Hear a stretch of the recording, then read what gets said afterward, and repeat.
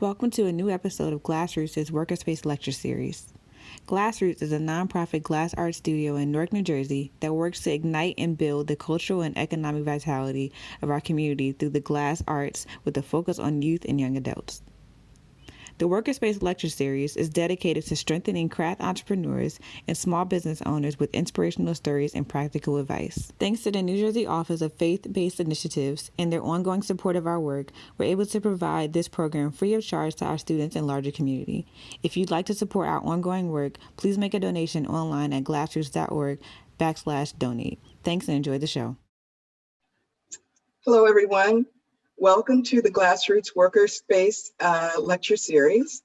My name is Ellen Brown, and we're glad to be resuming some of our programming at GlassRoots in Newark, New Jersey. I work in the classroom teaching the entrepreneurial training programs. And GlassRoots is a glass art studio in Newark that works to ignite and build the cultural and economic vitality of our community through the glass arts with a focus on youth and young adults. While access to our studios remains limited, we are opening and beginning to offer public classes, private lessons, summer camp for kids, and studio rental to artists. We will also bring exciting programs to you through Facebook and Instagram and our website, so please make sure and follow us on Facebook and Instagram for all the latest news.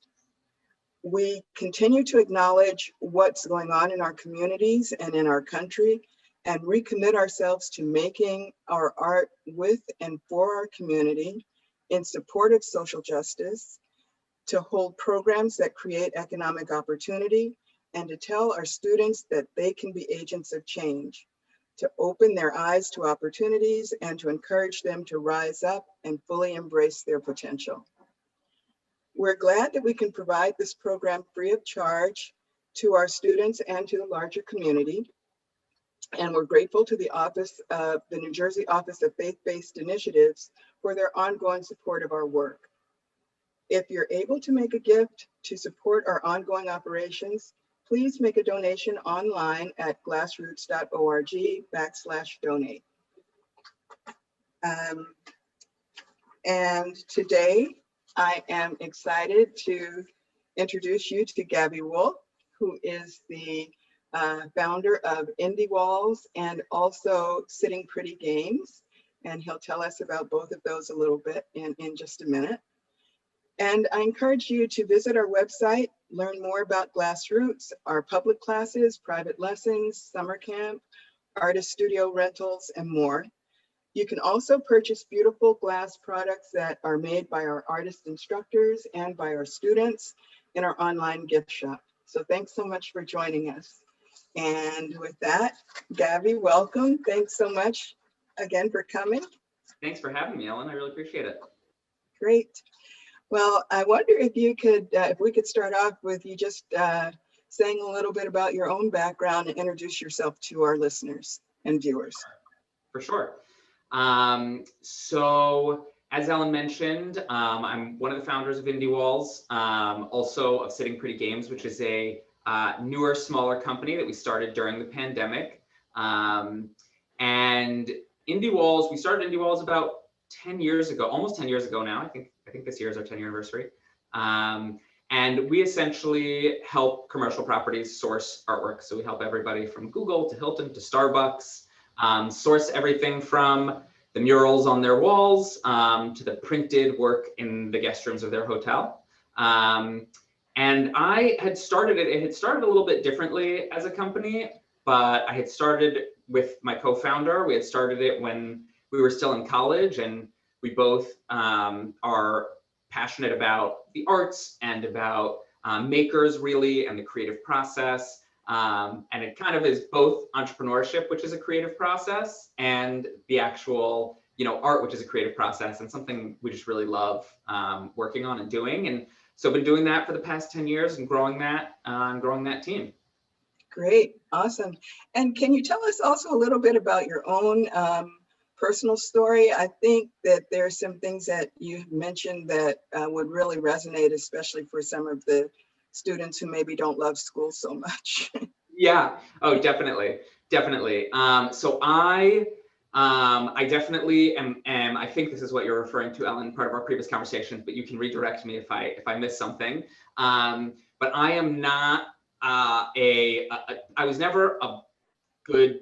I was never a super passionate student, I would say. I did well in school. I did fine, and I kind of figured it out along the way, and I found my tricks to get through it to make sure that I did well. But for me, entrepreneurship was really exciting because it's an opportunity that is not really about how well you can do in school and how well you can prepare for an exam. It's a lot of problem solving, and a lot of just kind of figuring things out along the way and learning as you go. And I always had a hard time doing things that were theoretical, right? So like school is very theoretical. It's all like, if you were in this situation, or here's what happened at this time, or here's how to do this thing that you might never use again. Right.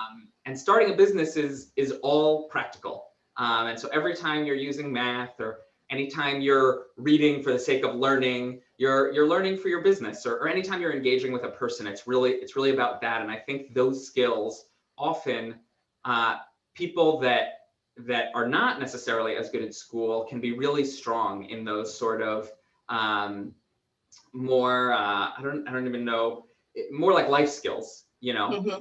and kind of learning as you go. And I've seen so many young people who I'm like, wow, that person would be an incredible entrepreneur. And they tell me that they're not great at school, and I'm like, that, it wouldn't matter for you. And it's that person would be really good at it. So that's something that really excites me. I think maybe that's what you were referring to. Yeah, exactly. It was. Yeah. And how everything is applied when you are when you're running a business. Yes, absolutely. And one last thing, I think, the part that gets students excited also is a transaction. You do work for somebody and they pay you money for it. And there's that really exciting piece of that as well that I think students really gravitate towards. Yeah, definitely. We have a lot of artists also who are in our audience, and I think if maybe you could talk a little bit about the creative process that you just mentioned that you enjoy, how you work with artists, and how do you get from the idea to the wall? Yes. You know? Yeah. That's a good question. So I think there's a number of different ways that we work with artists, and there is, we do work with them. So in a gallery setting, it's very different than in the setting that we work in. We're working with artists because of the work that they produce, not so much about their pedigree or history. Maybe their history because of where they're from, or something about them that the client relates to. But a lot of it is just about the work that they're putting out there and what they're creating. So that creative process is very important for us, Mm-hmm. because clients are really looking to us to say, this is who we are as a brand, and we want to align with an artist who aligns with that brand from an aesthetic perspective, which I think is really exciting for a lot of artists because they don't have to have any pedigree. They just have to be really good at their craft. Mm-hmm. And so that's really fun for me. That's one of the most exciting parts of Indiewalls, is that we can be paying artists a lot of money, and it can be for something, and it can be an artist who's never worked on a big project like this before. And so it's very open opportunity. And we will work, sometimes the artist has work that we're purchasing that already exists. It could be a print or a sculpture, or it could be something that we're working through a specific design with them. We're custom commissioning the piece, and that's fairly common. We're really trying to work with their aesthetic, and that's why we're choosing them for the project, because their aesthetic aligns with what we need. And then a curator on our team will often say, here's what we're really looking for. Maybe it's as simple as color changing, or maybe it's composition is changing. Maybe the structure of the piece is going to be different. And we're going back and forth and sharing that with the client and getting to a point where all parties involved are really happy with the end result. Oh, awesome. And so what kind of artists? It sounds like it's a really wide spectrum of artists that you work with. Yeah, I would say it's pretty wide. We do a lot of print work, but that's still pretty wide, right? It can be anything from somebody who's like a digital illustrator to somebody who illustrates by hand, to a photographer to a painter. So really kind of runs the gamut. Even we do a lot of not montage, collage. Thank you. We do a lot of collage works. Clients really like that. They're often scanned and they're made digital, and we're printing those, but we do a lot of that work. But we also do work that is, we'll do a very large site-specific installation. So, a wood hanging sculpture from the rafters of a building. We'll do glass sculpture. We'll do big murals. We'll do digital murals. So it really runs the gamut. But it's mostly within the commercial world. So still, work that fits within a commercial space, so to speak. I'm wondering, I know you have a short video that shows your work. Would you want to do a screen share of that to give people an idea, or I don't know, it's up to you. I could. Let's see if I have easy access to it.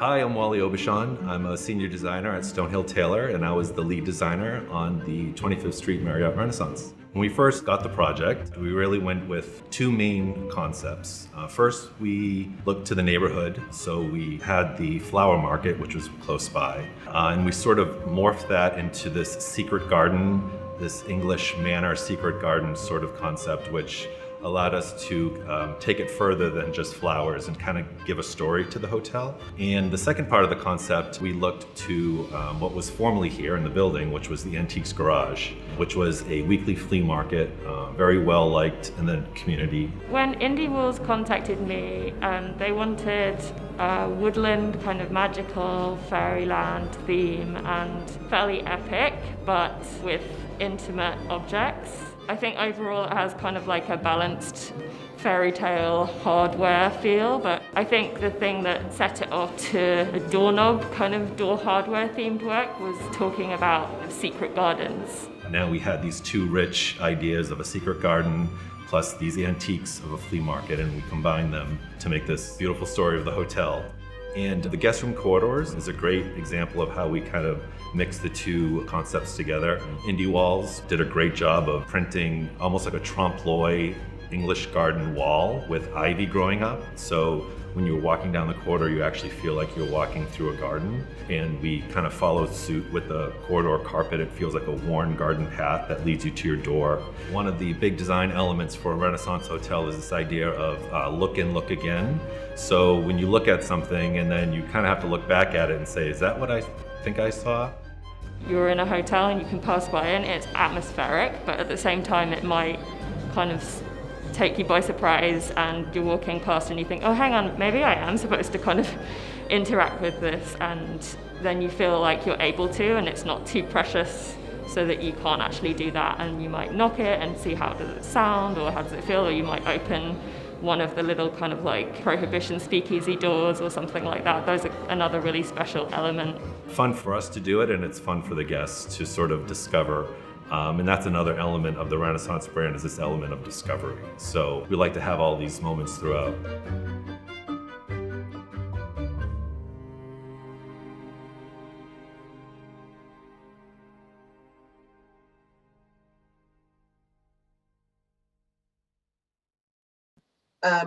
Okay, so for the entrepreneurs who are watching, I'm wondering if, we're all facing so many challenges and opportunities in 2020 and 2021.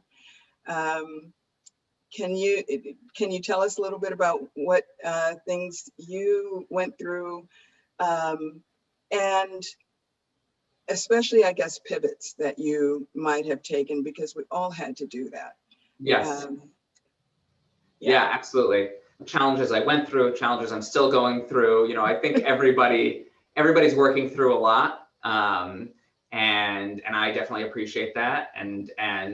but I feel that there is a lot of opportunity in those challenges. And sometimes it means rethinking what you're spending time on. I think for us as a company, one good example of that was we used to work on basically every project that came in the door. You call us up, you tell us you want artwork, whether you're going to spend a few $100s or hundreds of thousands of dollars, we're still trying to figure out your project. And no matter what type of client you were, almost no matter how you treated us, I think we were more like, let's continue to work on this. And the pandemic was an opportunity for us to really step back. We were like, well, there's a lot of challenges right now, and how do we want to spend our time? And our time is, it's the most important thing that we have. And so we really said, for our team and for our own mental health, focusing on customers that are really excited to work with us and people that are really value the work that we do are the ones that we should be working with. And so we really refocused our energy. I think, we're still working to refocus that energy. And it was a risk, right? And I think it's a risk for anybody, right? It's easy to say, oh yeah, just work with the best customers. But people often ask, but I need the money and I need to be able to afford what I'm doing. And I think there's always a balance there, and that's a tough challenge for everybody. And that was a risk that we took. And there was an opportunity there for us to say, well, we can't really afford to do this anymore because the clients that we want to work with we're not finding enough of them, or they feel we're not committing enough. But thankfully, we found that clients were willing to put down a deposit to work with us or to commit to work with us exclusively on the project. And that was a big change, and it made our lives much better. I think it made the lives of our team much better. So I think on how we approach work, that was a big shift and change for us. And I continue to hope to find those opportunities, but the lack of work to begin with made us say, we're already not making very much money, so we may as well make some changes to make our lives better, because we can't really affect how many customers come in, but we can affect kind of our day-to-day happiness. Right. So that was big. Right. And time is the one commodity that you can't get more of. Yes, So that's exactly true. Really concentrates the mind. And it's also the commodity that, to some extent, you can control the most. How you spend your time is in your own control. Mm-hmm. Right. And you also started a new venture during the last few months. Yeah. So we started Sitting Pretty Games. We actually started a couple of new ventures, but this one is one of the ones that was a pretty fun one. So it's this it's a game company, and this is a puzzle. And we do them in twos because even the packaging is supposed to be a work of art in and of itself. So we want it to stand up on people's shelves. And there's generally puzzle pieces in here, but we already completed the puzzle. But this is the design of the puzzle itself. And it was from, we work with artists, a diverse subset of artists, primarily from the New York area, but also outside of the New York area, to create all different types of games that we say that are so epic they're collectible. So really, games designed by artists that are beautiful. I think we've all done a puzzle of a famous artwork before that maybe felt a little bit less contemporary. And so we really look to create games, also decks of cards, and we have a couple other things in the works that are designed by artists and support artists. And feel really, really special, something that you'd want to hang up on your wall. Oh, that's really exciting. Yeah. And I'm sure that the artists must enjoy the idea that something that maybe they've already created can find a new life that way.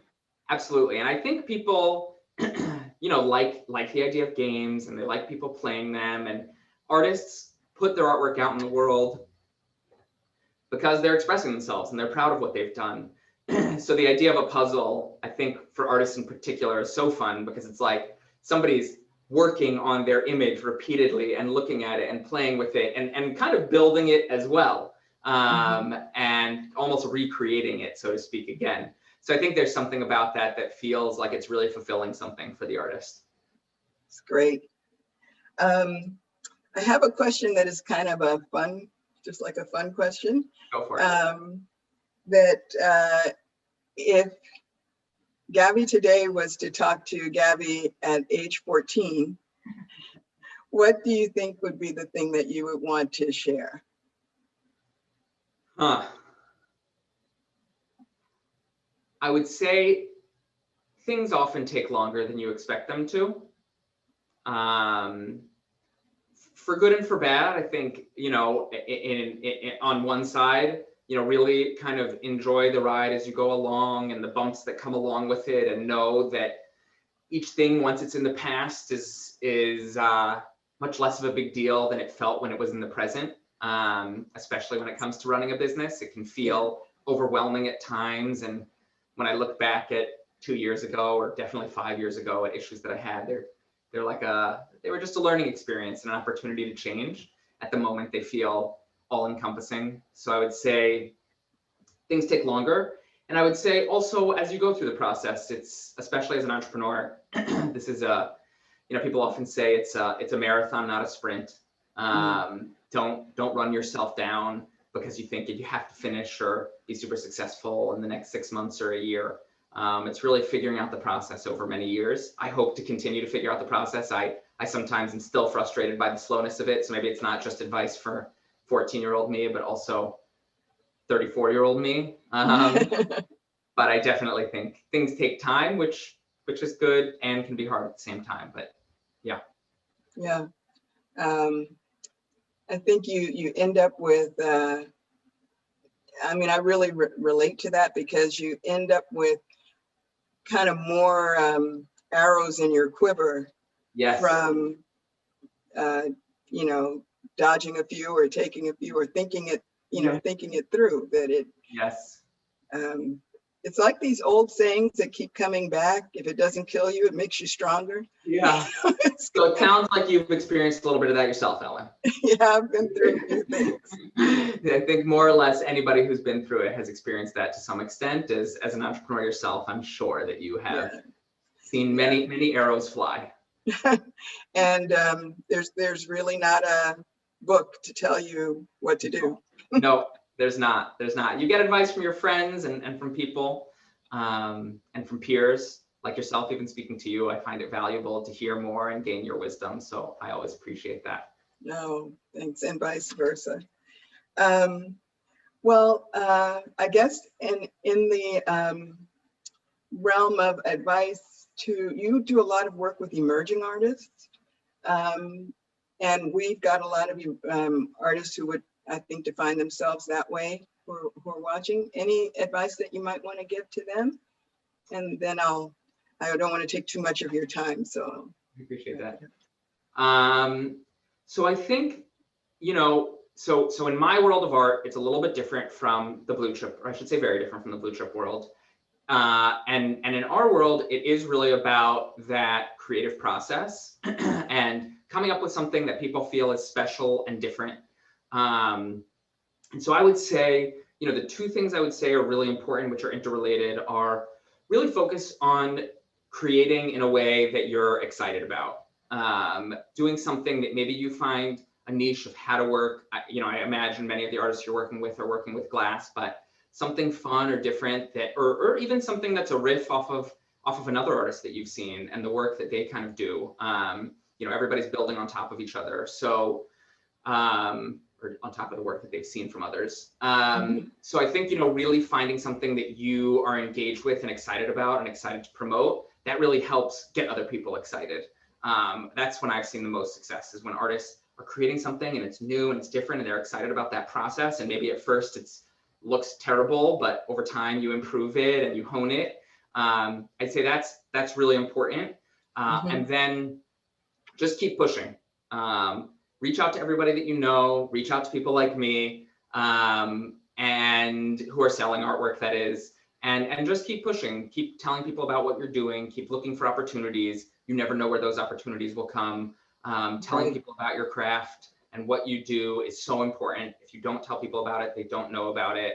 And it sometimes feels like maybe you're talking too much about yourself. It's important to know kind of, to work on how to interact with people, but letting people know about what you're creating, and sharing it and having advocates for what you do is really the way to get more people to pay attention and to get known. There's lots of different opportunities to sell artwork, not just selling it in a gallery, not just selling it in a museum.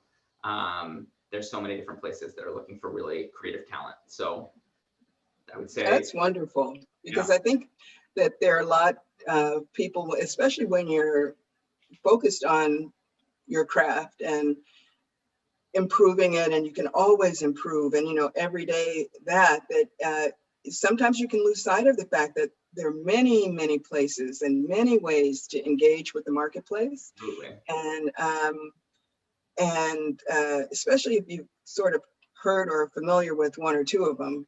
Yeah.